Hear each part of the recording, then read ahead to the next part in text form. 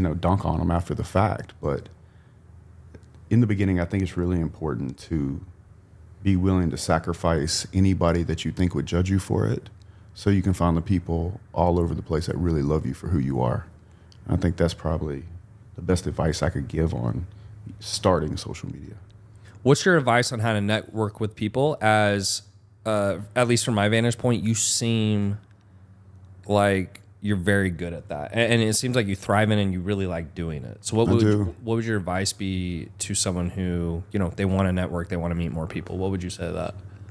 Sometimes you have to pay money to get in a room in the beginning. Sometimes you have to fly out and meet people in person. One thing that I think this generation has as a disadvantage, and I believe every generation gets a new set of problems and new opportunities. This generation can touch the world on their cell phone, but they're not as good in person. And so I really like to take the advantage of, if I'm going to do a podcast, coming in person if possible, especially for the bigger ones, so I can actually build a friendship and rapport with the other individual. And generally what happens when I do that is they say, have you been on this podcast yet? You should do this guy. Have you heard of him? And in the back of my mind, I'm like, fuck yeah, I've heard of him. Like these things kind of happen.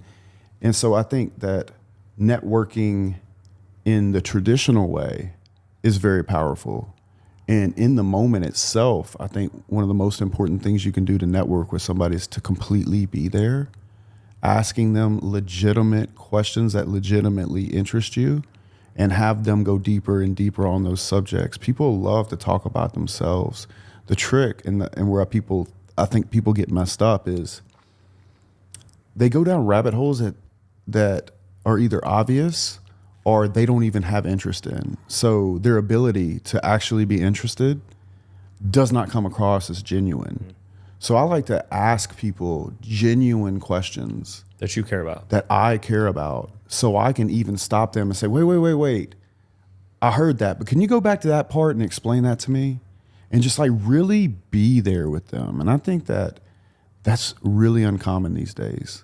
One of the reasons I wanted to start a podcast is exactly what you said. Yeah. I found that, I don't know, I can't speak for you, but for me, I get so busy with business, right? And then by the time I look up, like there's no time left. And then I'm thinking, well, I don't want to spend all this time, trying to convince a guy to go to lunch with me, et cetera.